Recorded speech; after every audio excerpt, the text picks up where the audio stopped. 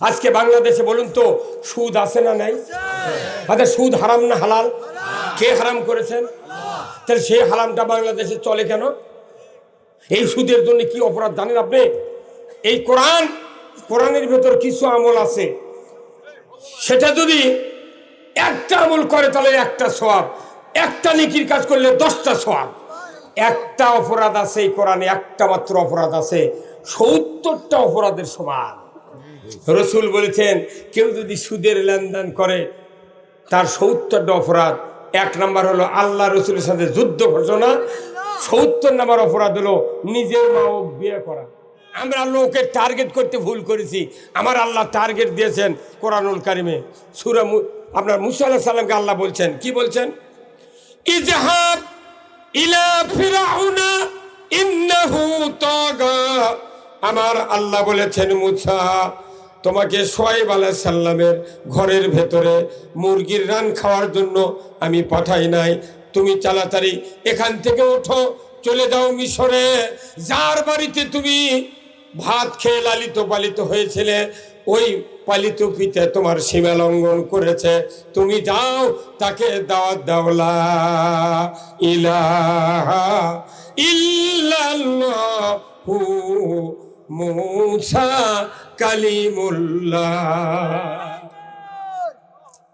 তুমি ওই কল্লে আল্লাহর কাছে যা লাভ নাই, তোমার যা লাগবি ওই মর্দদের কাছে। মরদ কে? ফেরাউন। আমরা দেখ কল্লে আলাপ মূলে আলাপ করছ ভাই, জুম্মার চরে 1200 মূলে আল্লাহর চরের দাম নেই। আল্লাহর পথিক বানান, আপনারা বদরের যুদ্ধের সওয়াব পাবেন। এই একজন চেয়ারম্যান উপজেলার, এনার কাছে এই যে কয় বছর হচ্ছে চেয়ারম্যান আছে, 10টা লোক কি কোনো করার হাদিস ওনার কাছে কেউ গেছে? 50 জন লোক তালিকা করে ওনাকে একটা চেয়ার কিনে দেওয়া লাগবে, এমন একটা চেয়ার যাতে বসে থাকলে ওই উপজেলার যে চেয়ারও তিনি বসেন তার চেয়ে দামি চেয়ার হওয়া লাগবে। সেই চেয়ারটা চতুর্দিকে যাতে ঘোরে। 50 জন লোক তার বাড়ির যা চেম্বারও গোল হয়ে বসা লাগবে, বসে কোরআন শরীফ হাদিস শরীফের যে কোনো একটা বিষয়ের উপর আয়াত বা হাদিস নিয়ে ওনাকে বসে থেকে বলা লাগবে, স্যার আপনি খালি শুনবেন, আমরা 50 জন খালি পড়ব, আপনার কোনো প্রশ্ন ধরবো না, আপনি আধা ঘন্টা পড়ব একই কথা, 50 জন লোক, আপনি খালি ঘুরে ঘুরে শুনবেন কে কি পড়ে কে কি করে। বেশি নয়, মাসে যদি একবার করে যান 50 জন লোক, 6 মাসের মধ্যে সুরুজ কাকু কবি একদিন কোনটি আছিলেন আপনারা, আমাকে মাসান নিকে কথা কন। এটা হচ্ছে নীতি, এটা হচ্ছে কৌশল, এটা হলো পদ্ধতি। কিন্তু আমরা তো এই পদ্ধতি অ্যাপ্লাই করি না। করি কি? আমরা বিভিন্ন দলের নেতাকর্মী দেখলে কেউ কেউ গাও খিচবিচ করে, উনি আবার কি, উনি যদি মনে মনে করে তুই আবার কে রে? আল্লাহ নবীর মতো শ্রেষ্ঠ মানুষ পৃথিবীতে আসেনি, আসবে ওনা দুর্বল, ঠিক কিনা? এত অত্যাচার করলো আবু জাহেল আর শোয়েব ওতবা, কি উমারও রসুলকে কাল্লা কাটার জন্য গেছে, তরবারি লে দেয় নবীর কাল্লা কাটবার কাছে। ই কোনটা খারাপ লোক কে রে? আমার মনে হয় ওই দিন শয়তান চিন্তায় পড়ে গেছিল, এর সাহস হলো কেমনি রে, আমি পারবো?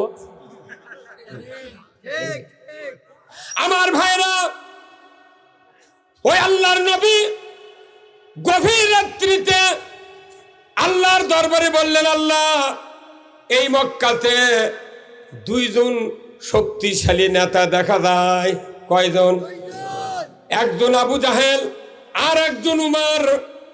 আল্লাহ গো, এই 2 জনের একজনকে তুমি আমার দলে দিয়ে দাও। আচ্ছা, নবীর মতো মহাপুরুষ এই 2টা কাফেরের জন্য দোয়া করা, এটা কি 4টিখানি ত্যাগ? হ্যাঁ, আর আমরা আজকে কই আল্লাহ এই 2 জন মরে না, মরবার কইলে তার হায়াত বাড়ে রে পাগল। আপনি যত যত তার কল্যাণ যাবেন, আল্লাহ তত সাহায্য গড়গড় করে নেমে আসবে।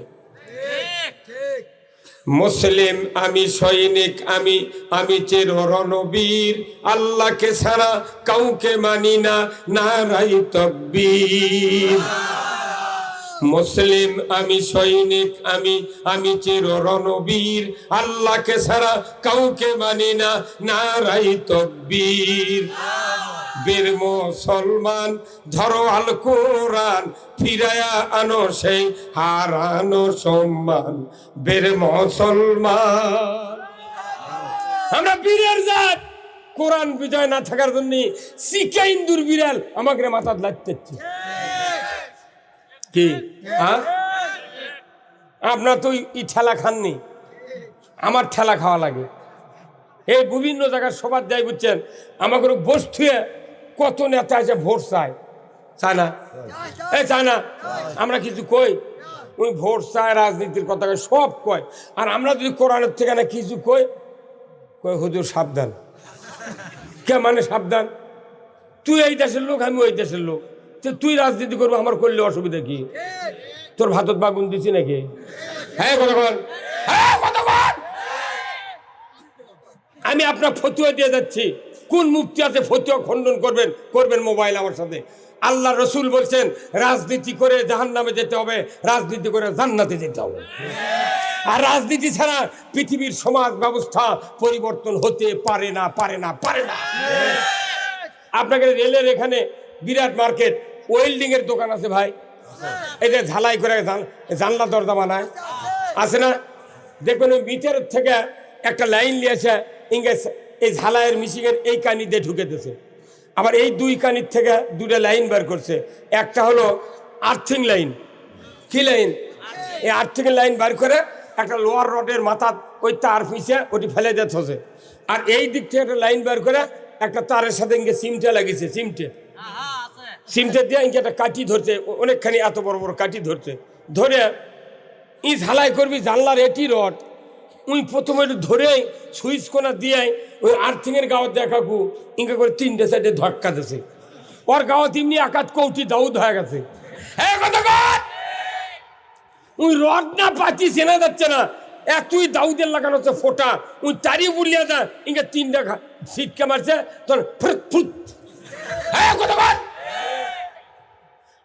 তখন ওই করছে ভাই তে তুই জানলা করবো ঝালায় আমার গাঁও ধাক্কা দিলুগা তখন ওই মিস্ত্রি করছে আমি দেখেছি লাইন আসছে নাকি আচ্ছা এই আর্থিং এর লাইন যদি না থাকতো কিয়ামত পর্যন্ত খালি কারেন্ট দিয়ে কি ঝালাই হবে হ্যাঁ যেরকম ঝালাই হবে একাত কৌটিবার যদি ধাক্কা মারে কিচ্ছু তো পাবে না তাহলে ঝালাইয়ের জন্য সবচেয়ে জরুরি কোন লাইন যেরকম কোন লাইন আর্থিং আমরা যারা বক্তৃতা দিই কোরআনের থেকে এই কোরআন হলো মিটার আল্লাহ হলো পাওয়ার হাউসের মালিক হ্যাঁ কতক্ষণ পাওয়ার হাউস হলো আল্লাহ আর কোরআন হলো মিটার ডাইরেক্ট কোরআনের থেকে আমরা বক্তৃতা দিই কিন্তু আর্থিং তো নেই আর্থিং কি রাষ্ট্রশক্তি হচ্ছে আর্থিং আমি বলবো চুরি হারাম চুরির এই আইন বন্ধ করো রাষ্ট্রশক্তি যদি হাত কাটার আইন কায়েম করে একদিনের বক্তৃতায় বাংলাদেশে চুরি বন্ধ হয়ে যাবে আর্থিং দ্বারা যেরকম ঝালাই হয় না রাষ্ট্রশক্তি ছাড়া কোরআনের আইন কায়েম হয় না এই কতক্ষণ আজকে বাংলাদেশে নামাজি বেশি না বেনামাজি বেশি তাহলে বেনামাজি বেশি হলো আপনার বক্তৃতা তো কম হচ্ছে না বাংলাদেশে প্রতি বছর 5 কোটি মাহফিল হয় কয় কোটি গতবারে 5 কোটি সভা হতে একজন করে লোক যদি 100 ভাগ ভালো হলো নি তাহলে কত এইবার আবার 5 কোটি 10 আগামী বছর 5 তারই বর 20 কোটি আমার দেশে 18 কোটি ইমানদার 2 কোটি মুদির থেকে হালাত করা লাগলো দাদা তুই দে 2 কোটি ভালো করে দি হ্যাঁ কতক্ষণ 4 বছরে বাংলাদেশের মোট মানুষ পীর সাহেব হবি কিন্তু দেখা যায় বক্তার বেটা বেনামাজি মসজিদের ইমামের বেটা ডবল বেনামাজি মুয়াজ্জিনের বেটা রিডবল বেনামাজি মোতাল্লির বেটা ট্রিপল বেনামাজি হাজির বেটা ও দুই জানে না হ্যাঁ কতক্ষণ আমাকে বক্তৃতা দিয়ে কোনো লাভ হচ্ছে না, কারণ আসল শক্তি আর্থিং এর লাইন নাই। এখন কোরআন বলছে আর্থিং এর লাইন কোথায় আছে দেখেন। আল্লাহ বলছেন সূরা আল হজ 41 নম্বর আয়াত, আল্লাহ বলছেন আল্লাযীনা ইম্মাক্কান্নাহুম ফিল আরদ। এভাবে বলেন যাদের মাইক খুব না ভাই, এতক্ষণ বজলু ভাইয়ের বাড়ি পর্যন্ত ফাটিয়ে দেওয়া লাগবে মাইকের আওয়াজ দিয়ে। কি আল্লাযীনা ইম্মাক্কান্নাহুম ফিল আরদ আকামুস সালাতা ওয়া আতাউয যাকাতা ওয়া আমারু বিল মারুফ ওয়া নাহাউ আনিল মুনকার ওয়া লিল্লাহি আকিবাতুল উমুর।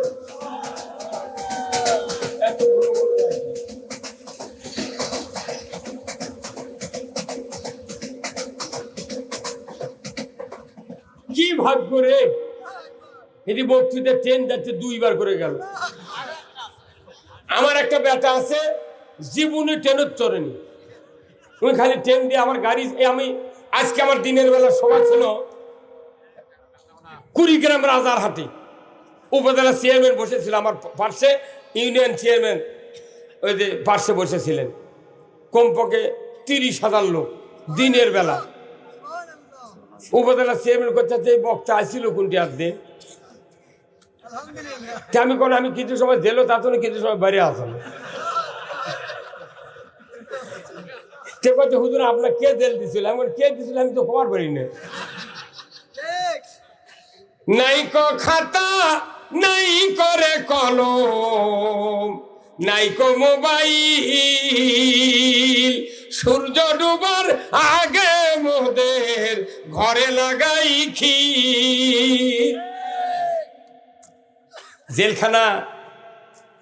জেলখানা সূর্য ওঠে আর ডোবে বলা যায় না।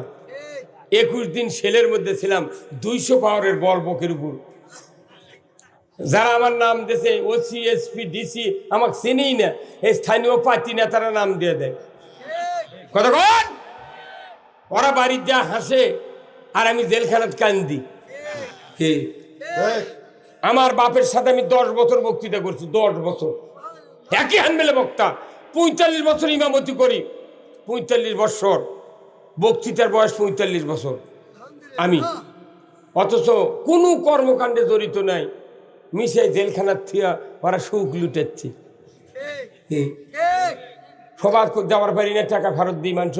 আর কয় হুজুর জেলখানা শূন্য, তখন আমি কই তত মাই করে দিয়ে থুয়ে আসবো। এত বড় শূন্য তুই ভুলবু কি?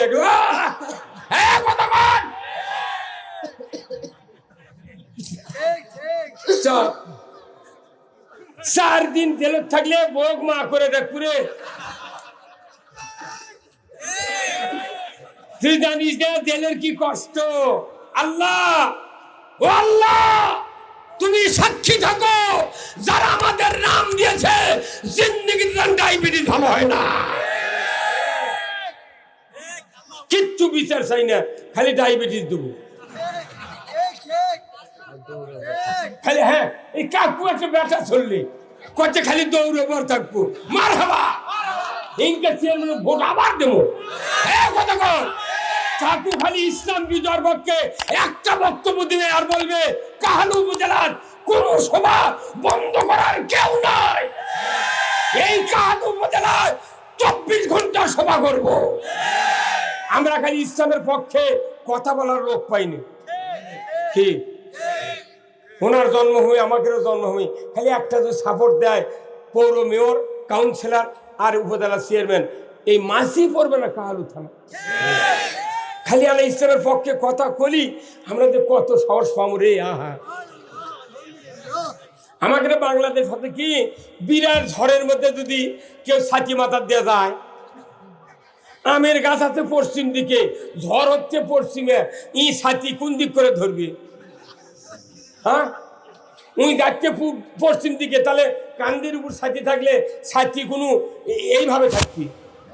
আর পশ্চিমে যদি 7 কিলো বেগে ঝড়ি হয়, ছাতি কোন নৌকো উল্টে।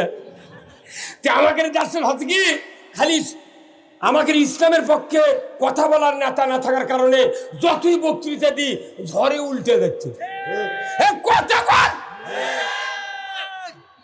আমরা চাই একটা নেতা, একটা আমার চাই বাংলাদেশের জনপদে ইসলাম বিজয়ের জন্য। এই বাংলাদেশে কোরআন বিজয় হোক, ইসলাম বিজয় হোক। কারা কারা চান দুহাত তুলে দেখা। লিল্লাহে তাকবীর, নারায়ে তাকবীর, নারায়ে তাকবীর। আল কোরআনের আলো, কোরআন হাদিস যেখানে, দুনিয়ার মুসলিম, দুনিয়ার মুসলিম। লিল্লাহে তাকবীর। রসুলের সাহাবীরা রসুলের মুখে কথা শুনে এইভাবেই বলছিল কথা, আল কোরআনের আলো মদিনার সংসদে দাঁড়ো। এই কোরআন সংসদের কিতাব, কে বলেছেন? এটা আইনের কিতাব। আজকে বাংলাদেশে বলুন তো সুদ আছে না নাই? আচ্ছা, সুদ হারাম না হালাল? কে হারাম করেছেন? তাহলে সেই হারামটা বাংলাদেশে চলে কেন? এই সুদের জন্য কি অপরাধ জানেন আপনি? এই কোরআনের ভেতর কিছু আমল আছে, সেটা যদি একটা আমল করে তাহলে একটা সওয়াব, একটা নেকির কাজ করলে 10টা সওয়াব। একটা অপরাধ আছে এই কোরআনে, একটা মাত্র অপরাধ আছে 70টা অপরাধের সমান। রসুল বলেছেন কেউ যদি সুদের লেনদেন করে তার 70টা অপরাধ। 1 নাম্বার হলো আল্লাহ রসুলের সাথে যুদ্ধ ঘোষণা। 70 নাম্বার অপরাধ হলো নিজের মা ও বিয়ে করা। আজকে বাংলাদেশে 18 কোটি ইমানদার, এমন কোন গ্রাম নাই যে সুদের কিস্তি সেই গ্রামত শতকরা 15.5 লোকের ঘরত না ঢুকেছে। কি ভাই, তাই না? কিস্তির টাকা, হ্যাঁ, কয় শাক ভাতে খাবো না, গোস্ত খায়। স্বামীর কথা শুনবো না, ভাঙ্গা করে থাকবো না, ঝড় বাদল মানবো না, কিস্তি দেওয়া বন্ধ করবো না। যায় আন থাকিতে সাহেবের ডিউটি, কোনোদিন অমান্য করবো না। এতই সুদ চলি চাহা, সুদের দায়ে আমরা জাহান্নামী হয়ে যাচ্ছি, আমাদের ঈমান থাকতেছে না। আল্লাহ কোরআনে বলছেন আহাল্লাল বাইয়া হারামার রিবা, ব্যবসা হালাল সুদ হারাম। কিন্তু আমরা ব্যবসা হালাল থুই নাই, সুদ নিয়ে নিয়ে আমাদের ব্যবসা শেষ, সুদের হারামে পুরা বাংলাদেশ শেষ।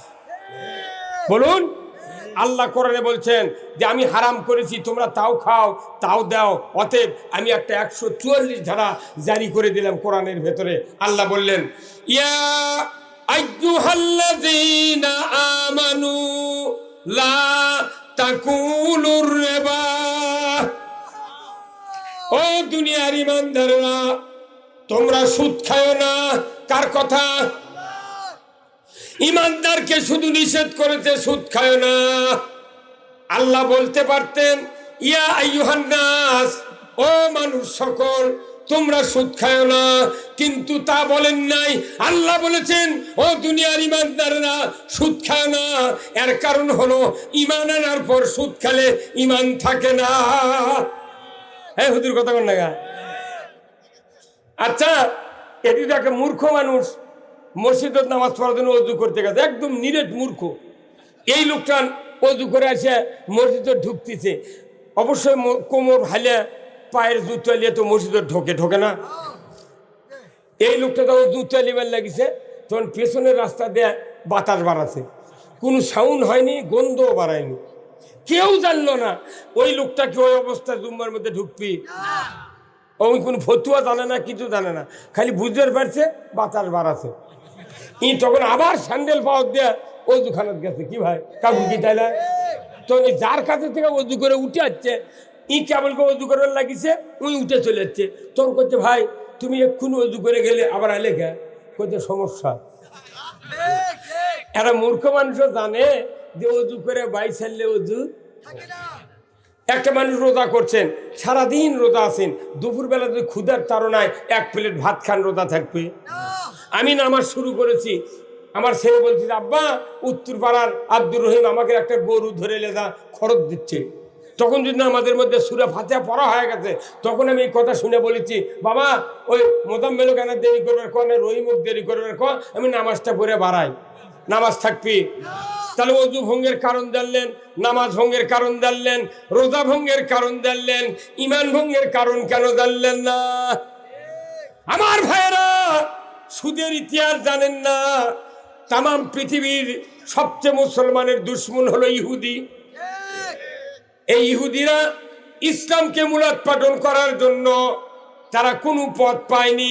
ওরা জানে ওদের মাথায় টুপি থাকবে, মুখে দাড়ি থাকবে, মাদ্রাসায় কোরআন পড়বে, মসজিদে নামাজ পড়বে, মক্কায় হজ করবে, কিন্তু এমন একটা অপকাজ আমরা ঢুকায় দেব, মুখে দাড়ি থাকার পর ঈমান থাকবে না, টুপি থাকার পর ঈমান থাকবে না। সেই কাজটা হলো সুদের অর্থনীতি।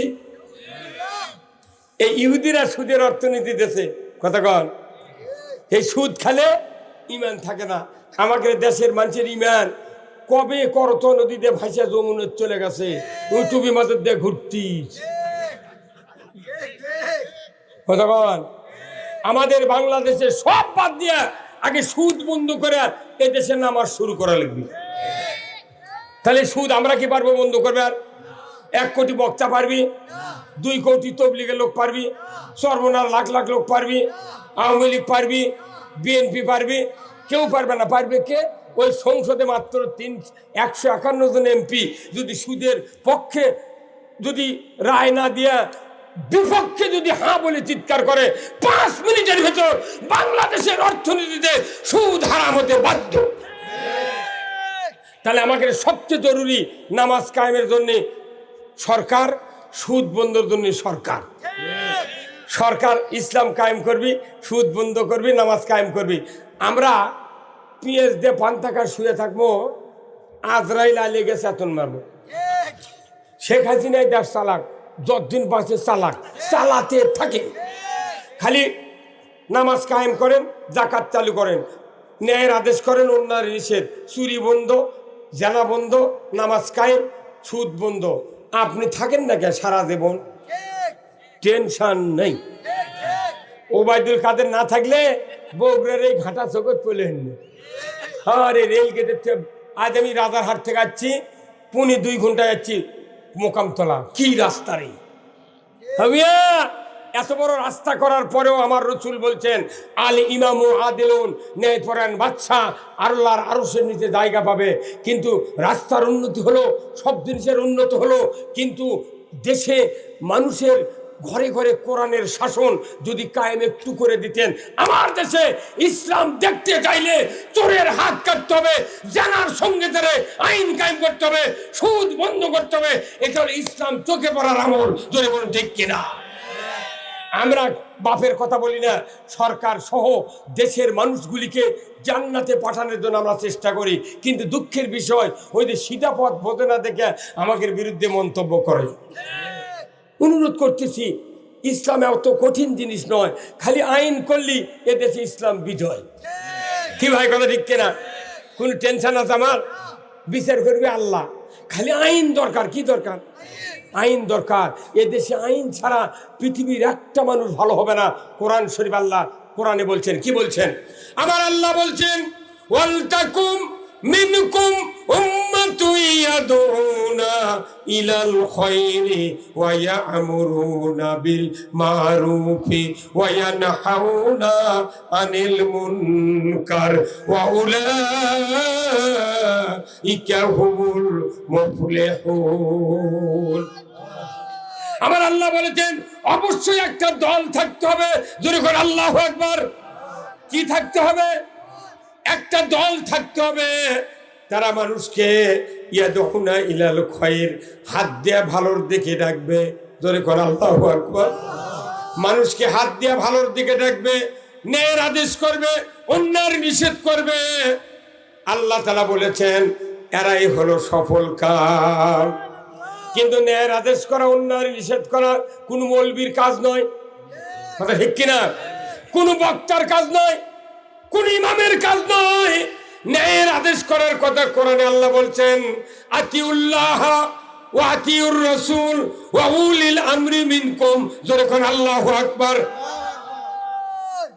আল্লাহর আনুগত্য করো, রসুলের অনুসরণ করো, আর যারা কোরআন দিয়া পৃথিবী শাসন করবে তাদের আনুগত্য করো। রসুল 10 বছর কোরআন দেশ চালাচ্ছেন, আলহামদুলিল্লাহ। উমার ফারুক 10 বছর চালাচ্ছেন অর্ধেকটা পৃথিবী। সুবহানাল্লাহ।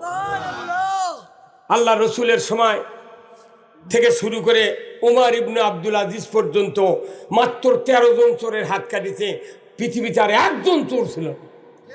তখন রসুলের যুগে কোনো সুদ ছিল না, রসুলের যুগে কোনো জেনা ছিল না, রসুলের যুগে কোনো রকমের ধর্ষণ ছিল না। কারণ কি? কোরআনের আইন দিয়ে ধর্ষণ বন্ধ করেছেন, কোরআনের আইন দিয়ে চুরি বন্ধ করেছেন। আল্লাহু আকবার। এই কাজ রসুল করলেন, আর আমাকে কে বুদ্ধি দিল ওই আইন বাদ দিয়ে অন্য আইন দিয়ে দেশ চালাবে? কতক্ষণ? আচ্ছা ভাই, মোটর সাইকেলের সৃষ্টিকর্তা কে?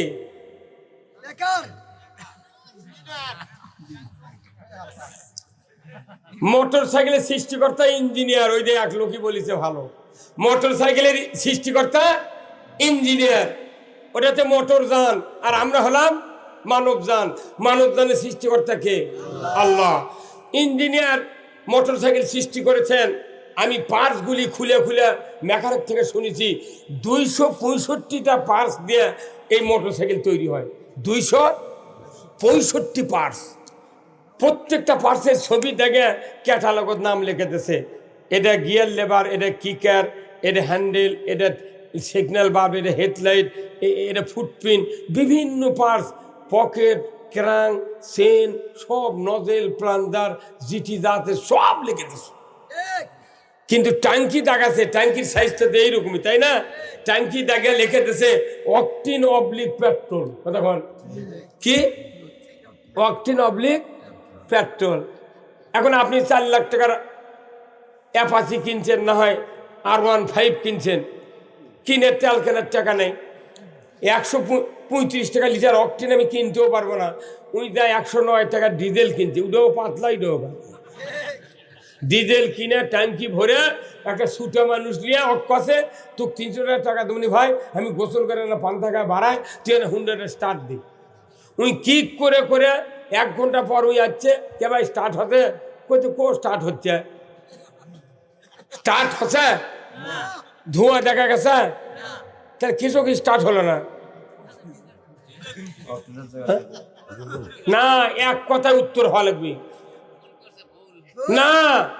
এর এক কথার উত্তর হলো সৃষ্টিকর্তার আইন মানেনি। সৃষ্টিকর্তা বলছে অকটিন অবলিক পেট্রোল, ওই সৃষ্টিকর্তার আইন মানেনি বিধায় স্টার্ট তো দূরের কথা, ধোঁয়া চোখত পড়েনি। তাহলে ইঞ্জিনিয়ার বলেছেন যে অকটিন অবলিক পেট্রোল, আর আল্লাহ মানবযান তৈরি করে বলছেন কোরআন দিয়ে চলতে হবে। এখন কোরআন দিয়ে না চলে যদি মানুষের আইন দিয়ে চালাবেন লাগি, হুন্ডা জায়গা ডিজেল দিয়ে স্টার্ট হয়নি, কথা কয় না রে। উনকে আল্লাহর আইন বাদ দিয়ে অন্য কোনো আইন দিয়ে চালালে উনকে শান্তি হবে না। এটা কে কথা? আল্লাহ আমাকে বানাচ্ছে, আল্লাহর আইন আছে, কেন আপনি মানবেন না? আল্লাহর আইনে দাঁত চলে। এই দাঁত কার আইনে চলে? এই দাঁত 22 বছরে 2 বার অল্টার করছে আল্লাহ। কি কথা ঠিক কিনা? একবার দুধে দাঁত ফেলে দিছে, আবার শক্ত দাঁত দিছে। মুরগির রান খাবো, নারকেল খাবো, আর সিনে খাবো, দাঁত ওটা চলবে না, ফেলে দিয়ে আবার ভালো দাঁত দিছে। আবার এই দাঁতটা এমন ভাবে দিছে, মাথার চুলের লাগান যদি বড় হলো হনে, কথা কনে রে, মাথার চুলের লাগান যদি দাঁত বড় হলো নি, মাসে 3 বার করে লেদর লেদর সানডে ঘুষে নিয়ে আসা লাগলো নি। তাহলে দাঁত কার আইন মানে? চোখ দিয়ে আমি দেখি, আপনি দেখেন, দেখেন না? এই চোখ কথা আমার বান্দা যখন যেভাবে তোকে ব্যবহার করবি তুই সেইভাবে তাকে দেখবো। এখন আপনি দেখবেন বেটা গেছে পাতারত, গরু আনিচ্ছে নাকি বাইরে যা দেখিচ্ছেন আলো নাকি বেটা, তখন চোখ করছে না, তুই গরু দেখবো, আমার ঘুম পাড়া লাগবে। এখন চোখ যদি মুজে থাকলে নে কথা কর। তাহলে চোখ আইন মানে কার? তাহলে চোখ আইন মানে আল্লাহর, দাঁত আইন মানে আল্লাহর, কলজা আইন মানে আল্লাহর। আপনাকে এমন একটা আইন দিয়ে, মেশিন দিয়ে আল্লাহ বানাছে, সারা রাত লাখ ডেকে ঘুম পারেন, আপনার নাকের মধ্যে নিঃশ্বাস যায় আসে। এটা কি আজব মেশিন? আমি ঘুম পরে আত্মরা হচ্ছে, জানি না কে কোনটি কি করছে, অথচ নিঃশ্বাস যাচ্ছে। এটা কার তৈরি? খালি যদি আল্লাহ বলতো তোমরা ঘুম পারবে ভালো, ফজরে আজান দিলে জুম্মার যারা যারা যাবে না তার কোনো দিন রুহু আর ফেরত দেবো না। 4টা নয় 12টা করে বিয়ে করে আর এক বউ কলে তুই এই 24 ঘন্টার মধ্যে তুই কমপক্ষে 2 ঘন্টা তুই খালি আমাকে সিম চাবু যাতে ঘুম না ধরে। সব আল্লাহর আইন মানে, কিন্তু মানুষ আবার আল্লাহর আইন মানতে নারা। এর বিচার হবে কি হবে না বলুন? এর বিচার হবে কি হবে না? তাই অনুরোধ করছি, আজকে জামতলার এই জমিনটা, কাহালোর এই জমিনটা জান্নাতের বাগানে পরিণত হয়েছে। আমি আপনাদেরকে বলতে চাই, বক্তৃতা বাংলাদেশে নামাজের বক্তৃতা, হজের বক্তৃতা, পর্দার বক্তৃতা, সব বক্তৃতা হয়ে গেছে। এখন বক্তৃতা একটাই, কোরআন মানলে জান্নাতি, না মানলে জাহান্নামী। জোরে বলবেন কিনা? কারা কারা কোরআন মানবেন দুহাত তুলে দেখান। লিল্লাহে তাকবীর, নারে তাকবীর। এটা হলো কোরআনের আইন, কোরআনের শিক্ষা। আসুন না আমরা সবাই মিলে এখন চলে যাই এই কোরআন যেখানে পড়ে ইবাদত করা হয় সেই ঘরের নাম কি? মসজিদ। আমার রাসূল বলছেন, ও পৃথিবীর মানুষেরা, আমার প্রথম সুন্নাত হলো আল্লাহর ঘর মসজিদ তৈরি করা। আমার ভাইয়েরা, আল্লাহর নবী গভীর রাত্রিতে হিজরত করলেন, 3 দিন জাবালি ছুঁড়ে অবস্থান করলেন, তারপরে মদিনার দিকে রাস্তা ধরলেন। কোবা পল্লীতে গিয়া আল্লাহর ঘর মসজিদ তৈরি করলেন। ওখান থেকে চলে গেলেন মসজিদে নববী যেখানে তৈরি করেছেন। ওই জায়গায় যখন গেলেন, আল্লাহর নবীর উটটা হযরত আইয়ুব আনসারীর বাসার সামনে একবারে পা গেড়ে শুয়ে পড়ল। আমার নবীকে কত সাহাবী, কত মানুষ রসুলকে বাড়িতে জায়গা দেওয়ার জন্য চেষ্টা করলেন, কিন্তু দেখা গেল উট সেই দিক গেল না। রসুল বললেন, আমাকে দেখে লাভ হবে না, আমার এই উটকে আল্লাহ একটা জ্ঞান দিয়েছেন, যে বাড়িতে আমি অবস্থান করব সেই বাড়ির সামনে উট যখন দাঁড়াবে আমি বুঝতে পারবো এই জায়গায় আমার থাকার জায়গা। আল্লাহ উটক জ্ঞান দিলেন নবীর হিজরতের দিনে, কথা ঠিক কিনা? আর কোরআন নাযিল করেছে আল্লাহ মানুষের জ্ঞান দেওয়ার জন্য, যে জ্ঞান আল্লাহ নবী দিয়া মানুষকে দেওয়ার সুযোগ করে দিয়েছেন, অথচ মানুষ কোরআনের জ্ঞান অর্জন করলো না। কিন্তু নবী সওয়ার হয়েছিলেন যে উটের পেটে, ওই উটটা আল্লাহর জ্ঞান অর্জন করে উনি রসুলের পিঠে নিয়ে আইয়ুব আনসারীর বাসার সামনে বসে বলল। লোকেরা জিজ্ঞাসা করলো, হুজুর আমার বাড়িতে আসেন, কিন্তু রসুল বললেন না, উট যেখানে থাকবে সেখানে নামবো। যখন আল্লাহু আকবার। নবীজি ওখানে নামলেন, মসজিদে নবী যেখানে ছিল আছে ওই জায়গায় রসুল চলে গেলেন। বিরাট প্রশস্ত জায়গা। নবীজি বললেন, এই জায়গা কার? লোকেরা বলল, হুজুর এই জায়গা একজন মানুষের, সে মানুষটা দুনিয়ার থেকে বিদায় হয়েছেন। তাহলে ওই মানুষটার 2 জন এতিম সন্তান আছে, একজন বিধবা স্ত্রী আছেন। আল্লাহর নবী বললেন, ওই 2 জন এতিম সন্তানকে আমার কাছে ডেকে আনো। আল্লাহর নবী বললেন, ও বাবা তোমরা কি 2 ভাই? বলে, হ্যাঁ আমরা 2 ভাই। তোমার বাপ মা কি বেঁচে আছে? বলে, আমার আব্বা মারা গিয়েছেন, মা বেঁচে আছেন। বলে, বাবা এই জায়গাটা কার? বলে, এই জায়গা আমরা 2 ভাই আর আমার মায়ের জায়গা।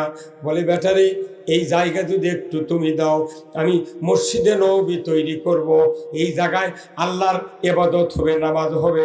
তোমরা যদি জায়গাটা আমাকে দিয়ে দাও, উচিত মূল্য দেব। আর আমি ওয়াদা দিচ্ছি, জায়গা দেওয়ার কারণে কিয়ামতের দিন তোমাদেরকে আল্লাহর জান্নাতে ঢোকায়া দেব। কার ওয়াদা? নবীর ওয়াদা। 2 জন এতিম সন্তান বললেন, ইয়া রাসূলুল্লাহ, ইয়া হাবিবাল্লাহ, হুজুর আমরা 2 জন ভাই বলতে পারবো না, আমাদের অভিভাবক মা আছে, তার থেকে শুনতে হবে। মাকে হাজির করা হলো। রসুল বললেন, ও পর্দার আড়ালের মা, আপনার এই জায়গাটা 2 সন্তান আপনার অংশ, দয়া করে যদি এই জায়গাটা মানুষের ইবাদতের জন্য দিতে পারতেন, আমি উচিত মূল্য দেব, আর আখিরাতে আপনাকে জান্নাত দিয়ে দেব। মেয়েটি চোখের পানি ঝরে বলি, ইয়া রাসূলুল্লাহ ইয়া হাবিবাল্লাহ, আমি টাকা নিব না। আল্লাহু আকবার, আমি টাকা নিব না। ও রাসূল, আমি জান্নাত চাই, আপনি যদি জায়গা চান কোনো মূল্য ছাড়াই আমি দিয়ে দেব। মহিলার কি সাহস দেখছেন? এই কথা যখন বললেন, রসুল বললেন, আল্লাহর বান্দি, আপনি ঠিক বলেছেন, জান্নাত তো চাবেন, আমি তো বুঝেছি, কিন্তু জান্নাত পাবেন পাবেন, আমি আপনাকে অর্থ দেব। জোরে কোন সুবহানাল্লাহ। অর্থ দিয়া ওই জায়গা নিলেন। আজকে পৃথিবীর লক্ষ লক্ষ কোটি কোটি মানুষ প্রতি বছর হজ করে রসুলের রওজায় সালাম দেয়। মসজিদের নববীর কত জায়গা চতুর্দিকে, এই জায়গাগুলি ওই একজন মানুষের, মদিনার আসলাম রসুলের ভক্ত ছিলেন, তার স্ত্রী, তার 2 জন সন্তান, আমার নবী তাকে টাকা দিয়ে জায়গা নিলেন। আজও কিয়ামত পর্যন্ত ওই জায়গার লক্ষ লক্ষ মানুষ সেজদা করে। যত সেজদা করে ওই সাহাবীর, ওই আনসার, ওই 2 যুবক আর ওই বিধবা মহিলার আমলনামায় আজও সওয়াব লেখা হচ্ছে। আমার ভাইরা, ওই সূত্র ধরে আমার রাসূল বলেছেন, মদিনায় হিজরতের পর আমার প্রথম সুন্নাত হলো মসজিদ। দুনিয়ার জমিনে কিয়ামত পর্যন্ত আল্লাহর কোন বান্দা বান্দি যদি মসজিদের জন্য অর্থ দেয়, টাকা দেয়, পয়সা দেয়, জায়গা দেয়, একটু পরিশ্রম করে, আল্লাহর রাসূল বলেছেন ওই ব্যক্তিকে কিয়ামতের দিন জান্নাতি বানায় দেবেন। যদি তিনি মুত্তাকি হন, জান্নাত তো দিবেন, জান্নাতের ভেতর একটা সোনার বালাখানা দিয়ে দিবে। আমার রাসূল বলেছেন, মাম বানা মসজিদান বানাল্লাহু লাহু বাইতান ফিল জান্নাহ। ও আল্লাহর বান্দা বান্দিরা, কালুর কৃতি সন্তানেরা, আজকে আমি দেখতে চাই যত ইমানদার ভাই আমার সামনে বসে আছেন, আমি আপনাদের জন্য দোয়া করব রে ভাই। আল্লাহর নবীর সাথে যারা জান্নাতে থাকতে চান, রসুলের প্রথম সুন্নাত হলো মসজিদ তৈরি করা। আমার রসুল বলেছেন, মান আহাব্বা সুন্নতি ফাকাদ আহাব্বানি ওয়া মান আহাব্বানি কানা মাই ফিল জান্নাহ। যারা আমার সুন্নতকে ভালোবাসবে তারা আমার নবী আমাকে ভালোবাসলো। যারা আমার সাথে যারা জান্নাতে থাকতে চাও, তারা যদি আমার সুন্নতকে ভালোবেসে দুনিয়ার থেকে বিদায় হও, ওই উম্মত আর আমি পাশাপাশি জান্নাতে থাকবো। আল্লাহর কোন বান্দা আছেন এই মসজিদের জন্য 50,000 টাকা দিবেন? আমি গভীর রাত্রিতে দোয়া করব, আল্লাহ এই মসজিদ তৈরি করার জন্য 50,000 টাকা আল্লাহর বান্দা দিয়েছেন। আল্লাহকে কিচ্ছু চাই না, তামাম গুনাহ মাফ করে দেয়া রসুলের সাথে জান্নাতে থাকার সুযোগ দিয়ে দিবেন। জোরে কন্যা আমিন। লিল্লাহে তাকবীর। 50,000 টাকা দেওয়ার মতো লোক এখানেই বসে আছে, কথা ঠিক কিনা? আছে না? কে সেই লোক? মারহাবা কাকু, 50,000 দেওয়া কল যায়, দোয়া করো বা যেমন ছেড়ে দোয়া করো, যাও। আলহামদুলিল্লাহ, আমি দরখাস্ত দিলাম, তারপর সই দিয়ে গেলি মঞ্জুর, কথা ঠিক কিনা? আমার ভাইরা, অনেক মানুষ আছেন, ধনী ব্যবসায়ী, অনেক চাকরিজীবী আছেন, আল্লাহর বান্দা যারা এই মসজিদ তৈরি করার জন্য অর্থ দিবেন, টাকা দিবেন, পয়সা দিবেন। আমার রাসূল বলেছেন, মান বানা মসজিদান বানাল্লাহু লাহু বাইতান ফিল জান্নাহ। যারা মসজিদ তৈরি করার জন্য অর্থ দিবে, টাকা দিবে, পয়সা দিবে, আমি আল্লাহ তাদেরকে জান্নাতের ভেতরে বালাখানা দিয়ে দেব। 50,000 আমি চেয়েছি আল্লাহর একজন বান্দার থেকে। যারা 10,000, 5,000, 2,000, 500, 100 করে দিবেন, আমি খুব তাড়াতাড়ি আপনাদেরকে 10 মিনিট টাইম দেবো ভাই, আমার হাতে দিবেন। আমি গভীর রাত, মা বোনেরা আপনারা আছেন, একটু আল্লাহর দরবারে দোয়া করব, আল্লাহ তাআলা যেন জানমালে বরকত দিয়ে দেয়। জোরে কন্যা আমিন। লিল্লাহে তাকবীর। খুব তাড়াতাড়ি ভাই আসুন, আল্লাহর বান্দারা একটু উঠে আসুন। আমি আল্লাহর ঘরের জন্য চেয়েছি, আমার জন্য নয়, আল্লাহর ঘরের জন্য। কত টাকা পয়সা দেয়া নিজের কোটি কোটি টাকা দেয়া, লক্ষ লক্ষ টাকা দেয়া বাড়ি বানান, ওই বাড়িটা হলো অস্থায়ী, আর জান্নাত হলো স্থায়ী জায়গা। আপনি যদি কোন হাসপাতালে মারা যান, ওই বাড়ির ভেতর জীবন স্ত্রী ঢুকতে দেবে না, বলবে বাইরে মরেছে, বাইরে থাকো, ভেতরে ঢুকাইও না। আসুন আমার ভাইরা, আসুন না, আল্লাহর কোন বান্দা টাকা চাইতেই দিবেন। আমি আপনাদের জন্য দোয়া করব, আল্লাহ তাআলা যেন জানমালে বরকত দিয়ে দেয়। জোরে কন্যা আমিন। খুব তাড়াতাড়ি ভাই আসুন আমার ভাইরা, আল্লাহর বান্দারা যে যেখানে আছেন আল্লাহর ঘরে যেন অর্থ দিবেন। আমি আপনাদের জন্য দোয়া করব, আল্লাহ তাআলা যেন জানমালে বরকত দিয়ে দেয়। জোরে কন্যা আমিন।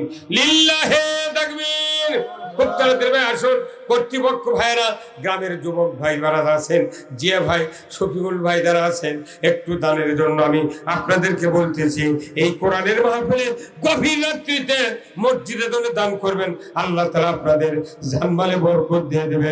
জয় কন্যা আমিন। আসুন আমার ভাইরা, একটু ওঠেন না ভেতর থেকে। প্রবাসী আমার গ্রামের আমার ভাই। লিল্লাহে তাকবীর। দানবীর রায়হান আলী বলুন জিন্দাবাদ। প্রবাসী ভাই 10,000 টাকা ধরে গান মারহাবা। আল্লাহুম্মা আমিন। আল্লাহ প্রবাসী আবু রায়হান ভাই 10,000 টাকা করেছেন দান, আল্লাহ বাড়ায় দেন মান, আল্লাহ তার সংসারে বরকত দেন। আল্লাহ বিদেশে আছে, আল্লাহ সুখে শান্তিতে বাস করার তৌফিক দেন, স্বাস্থ্য রাখেন, টাকা হালাল পন্থায় কামাই করে স্ত্রী মার কোলে ফিরে আসার তৌফিক দিয়ে দেন। বংশের ভেতরে যারা কবরে গেছে, কবরগুলিকে জান্নাতের বাগান বানায় দেন। জোরে কন্যা আমিন। লিল্লাহে তাকবীর। দানবীর রায়হান ভাই বলুন জিন্দাবাদ। 10,000 টাকা বলুন মারহাবা। নারে তাকবীর। আসুন আমার ভাইয়েরা, খুব তাড়াতাড়ি করে চলে আসুন, দেরি করবেন না। যত তাড়াতাড়ি দিবেন তত তাড়াতাড়ি আল্লাহর দরবারে লিস্টে তালিকা হয়ে যাবে। যারা এই বিপদের সময় বাবা মা কবরে পড়ে আছে, বিপদের সময় একজন মানুষের কাছে খালি হাত দিয়ে যদি দেখা করেন, ওই মানুষটা সুখ পায়, শান্তি পায়। আজকে কবরে যাদের পিতামাতা শুয়ে আছে, তাদের পাশে দাঁড়ানোর জন্য অর্থ দান করবেন। আল্লাহর ইজ্জতের কসম, আপনার পিতামাতা কবরে শান্তি পাবে, দোয়া করবে। আসুন না আমার ভাইয়েরা, 100, 500, 1,000 টাকা এক মন ধান কারা দেবেন, একটু উঠে আসেন, আমি দোয়া করব, আল্লাহ তাআলা জানমালে বরকত দিয়ে দেয়। জোরে কোন আমিন। লিল্লাহে তাকবীর। খুব তাড়াতাড়ি ভাই, একটু কর্তৃপক্ষ ভাইরা একটু রুমাল দিয়ে দাম তো ঢোকেন ধরে। আর যারা নগদ দিবেন খুব কে ভাই, একে কিছু পকেট কিছু নাই। আরে এত করে করছি, 100 টাকা নিতে 2-1 আসা লাগবে। হ্যাঁ কতক্ষণ কি হলো? এই যে কেমন খাতা বার করছে, দেখিচ্ছে তালিকাতে আছে নাকি? আল্লাহ নারী খাম বার করছে, মরদি আছে রে। ওরে বাবা রে বাবা, কি কথা রে বা, ছাইয়ের মধ্যে আগুন। ভাই বাড়ি কোথায়? হ্যাঁ নাম কি? আমার ভাই হয়। হ্যাঁ আপন ভাই, রঙের কার্বন কপি। লিল্লাহে তাকবীর। দানবীর রবিউল ভাই বলুন জিন্দাবাদ। 500 টাকা বলুন মারহাবা। আল্লাহ দান কবুল করে নেন, আল্লাহ হাত দরাজ করে দেন। আল্লাহ রবিউল ভাইয়ের আল্লাহ জীবনে শান্তি দিয়ে দেন, সংসারে বরকত দিয়ে দেন। তার বংশের ভেতরে যারা কবরে গেছে, কবরগুলিকে জান্নাতের বাগান বানায় দেন। জোরে কন্যা আমিন। আমরা এখন শেষ সময় মহান মাহবুদের দরবারে প্রার্থনা করব। প্রার্থনার আগে আমরা সবাই শৃঙ্খলাবদ্ধভাবে বসি। তাবারক যারা তৈরি করেছেন, প্যাকেটিং করেছেন, আল্লাহ যেন ওনাদের পুরা মাহফিলের সওয়াব দিয়ে দেন। জোরে কোন আমিন। আমরা সত্যি আজকের এই প্যান্ডেল, এই কাপড়গুলা, আমি এইবার যতগুলা মাহফিল করছি, এই ডিজাইনের বেড়াকুন্টি দেখতে পাইনি। ডেকোরেটরের বাড়ি কোথায়? সেই রকম এমন ডিজাইনের বেড়া করছে, মনে হচ্ছে জান্নাতের বাগান। আগামী দিনে যেন এই ডেকোরেটরের মাইক ভাইদেরকে আরো উন্নত মানের ইঞ্জিন এবং টোয়া মাইক্রোফোন, সাউন্ড সিস্টেম এবং বড় বড় বল কিনা এই কাহালুর ভেতরে সর্বশ্রেষ্ঠ ডেকোরেটর হিসেবে যেন আল্লাহ যোগ্যতা দান করেন। জোরে কোন আমিন। জোরে বলেন না আমিন। সবাই একটু ইস্তেগফার পাঠ করেন। কর্তৃপক্ষ, যুবক ভাইরা আমার হায়দার ভাই আমাকে দাওয়াত দিতে গিয়েছিলেন, মারা গিয়েছেন। শাহিন ভাই সহ অনেক মুরব্বী মারা গিয়েছেন, আমাদের বাবা মা মারা গিয়েছেন। আমি একজন এতিম, আপনারা অনেকে এতিম আছেন, যার বাবা মারা যায় সেই এতিম। আমরা আজকে গভীর রাত আল্লাহর দরবারে দোয়া করব। এক জায়গায় যদি 40 জন ইমানদার থাকে, অবশ্যই সেখানে আল্লাহর ওলি থাকে। ধরে কর আল্লাহুম্মা আমিন।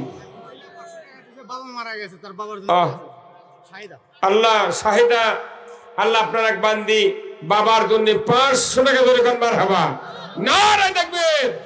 আল্লাহ তার বাবার কবরখানা জান্নাতের বাগান বানায় দেন, ধরে কর আমিন। সবাই একটু ইস্তেগফার পাঠ করেন। আমার রাসূল বলছেন এই ইস্তেগফার যদি কেউ তেলাওয়াত করে 3 বার, ফজরে, মাগরিবে এবং এশায়, আমার রাসূল বলছেন সমুদ্রের ফেনা তুল্য যদি গুনাহ হয় আল্লাহ তাআলা সাথে সাথে মাফ করে দেয়। আস্তাগফিরুল্লাহাল্লাযী লা ইলাহা ইল্লা হুয়াল হাইয়ুল কাইয়্যুম ওয়া আতুবু ইলাইহি। আস্তাগফিরুল্লাহাল্লাযী লা ইলাহা ইল্লা হুয়াল হাইয়ুল কাইয়্যুম ওয়া আতুবু ইলাইহি। আস্তাগফিরুল্লাহাল্লাযী লা ইলাহা ইল্লা হুয়াল হাইয়ুল কাইয়্যুম ওয়া আতুবু ইলাইহি। আল্লাহুম্মা আমিন। রব্বানা যালামনা আনফুসানা ওয়া ইল্লাম তাগফির লানা ওয়া তারহামনা লানাকুনান্না মিনাল খাসিরিন। আল্লাহ তাআলা কাহালু পৌরসভার ভেতরেই জামতলা বাইতুল মামুর জামে মসজিদ কর্তৃক আয়োজিত আজকের এই কোরআনের মাহফিলে বসে হাজার হাজার মুসলমান নরনারী গভীর রাত পর্যন্ত কোরআনের আলোচনা শুনলেন। আল্লাহ আমরা আলোচনা করলাম, এই আলোচনা আমাদের সকলকে আমল করার তৌফিক দিয়ে দেন।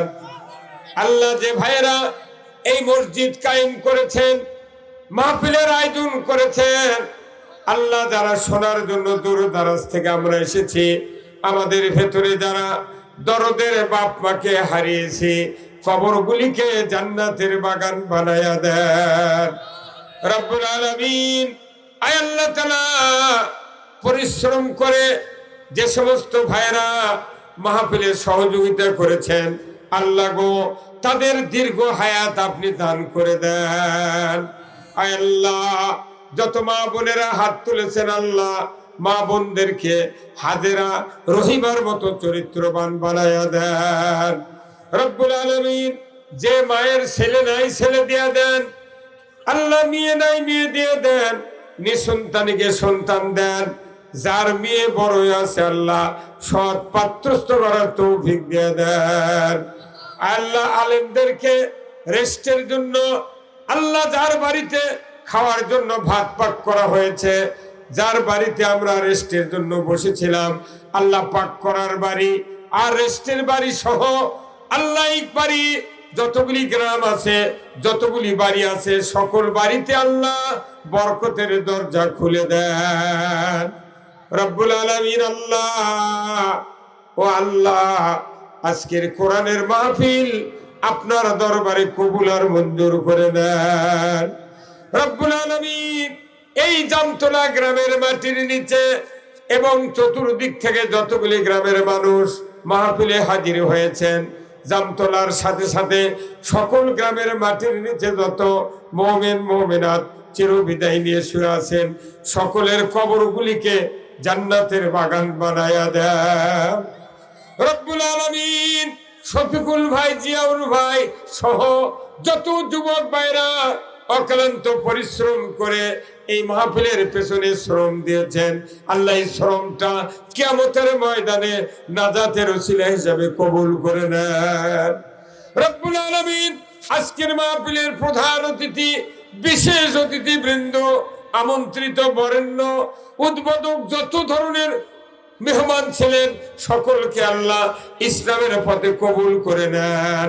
আল্লাহ যত ব্যবসায়ী ভাইয়েরা, কর্মজীবী ভাইয়েরা, রিক্সা চালক, ভ্যান চালক, কৃষিজীবী, আল্লাহ প্রশাসনিক কর্মকর্তা যারা মাহফিলের কথা শুনছেন, যেখান যেখান থেকে সকলকে আপনি মাফ করে দেন আল্লাহ রব্বুল আলামিন। জানি না কার বাবার কবরে জাহান্নামের আগুন দাউ দাউ করে জ্বলছে, আল্লাহ আব্বা আম্মার কবরে তুমি আযাব দিও না দাদা দাদির কবরে তুমি আযাব দিও না, দাদা দাদির কবরে তুমি আযাব দিও না।